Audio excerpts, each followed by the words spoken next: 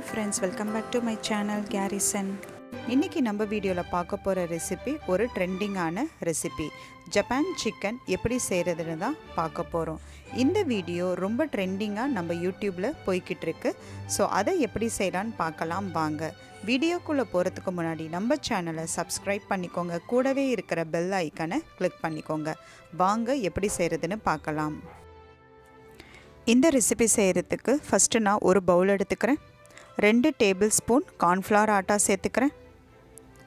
2 table spoon மைதா சேர்த்துக்கிறேன். 1 table spoon இஞ்சி பூண்டு விழுது சேர்த்துக்கிறேன். 1 டேபிள் ஸ்பூன் மிளகுத்தூள் சேர்த்துக்கிறேன். தேவையான அளவு உப்பு சேர்த்துக்கிறேன்.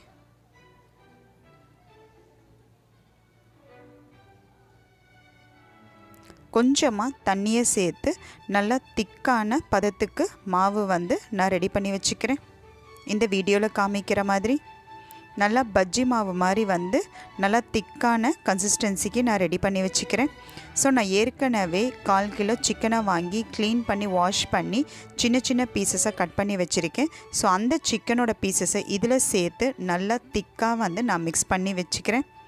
ஸோ இப்போ நான் ஸ்டவ்வை ஆன் பண்ணி கடாய் வச்சுக்கிறேன். இந்த சிக்கனை ஃப்ரை பண்ணி எடுக்கிறதுக்கு எவ்வளோ ஆயில் தேவையோ அவ்வளோ ஆயில் சேர்த்துக்கிறேன். ஆயில் சூடான உடனே இந்த சிக்கனை கொஞ்சம் கொஞ்சமாக சேர்த்து நல்லா ஒரு கோல்டன் ப்ரௌனில் ஃப்ரை பண்ணி எடுத்துக்கிறேன்.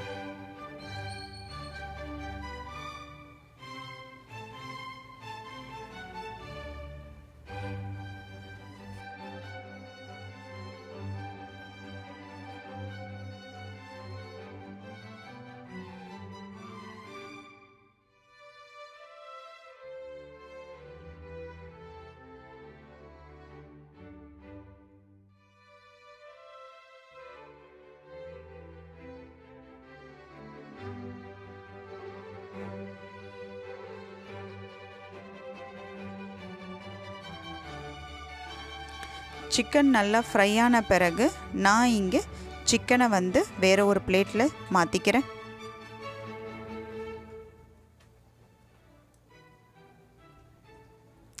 இப்போ நான் ஸ்டவ்வை ஆன் பண்ணி வேறு ஒரு பாத்திரம் வச்சுக்கிறேன். அந்த பாத்திரம் சூடான பிறகு 3 டேபிள் ஸ்பூன் எண்ணெயை சேர்த்துக்கிறேன். எண்ணெய் சூடான பிறகு நான் இங்கே 6லேருந்து 7 பூண்டு பற்கள் எடுத்து சின்ன சின்ன பீசஸாக கட் பண்ணி இதில் சேர்த்துக்கிறேன்.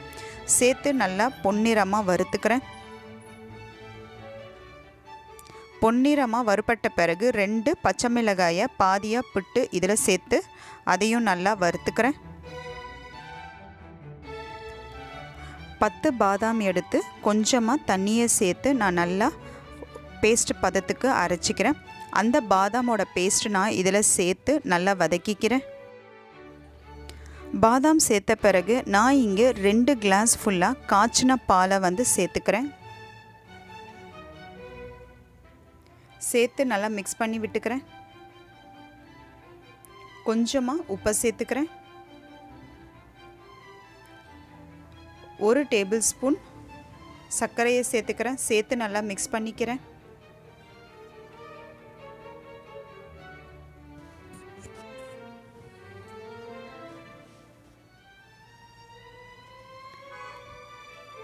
நல்லா மிக்ஸ் பண்ண பிறகு நம்ம ஏற்கனவே ஃப்ரை பண்ணி வச்சுருந்த சிக்கனோட பீசஸை நான் கொஞ்சம் கொஞ்சமாக இதில் சேர்த்து நல்லா மிக்ஸ் பண்ணிக்கிறேன்.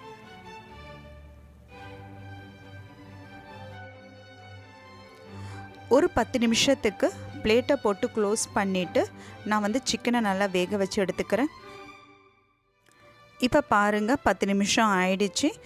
சேர்த்த பால் எல்லாமே குறைஞ்சி நல்ல க்ரீமியான பதத்துக்கு வந்துருச்சு. நல்ல திக்கான கன்சிஸ்டன்சிக்கு வந்துருச்சு.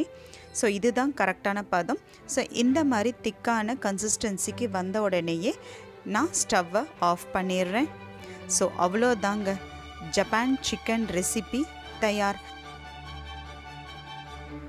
நானும் ஃபஸ்ட்டு பால் சேர்க்கும்போது நல்லா இருக்குமோ இருக்காதோன்ற ஒரு பயத்தோடையே சமைச்சேன். ஆனால் சமைச்சு முடித்த உடனே டேஸ்ட் பண்ணி பார்க்கும்போது தான் தெரியுது அதோட சுவையே தனின்ட்டு. ஸோ நீங்களும் ஒரு தடவை வீட்டில் ட்ரை பண்ணி பாருங்கள். ட்ரை பண்ணி பார்த்துட்டு எப்படி இருக்குன்னு சொல்லுங்கள்.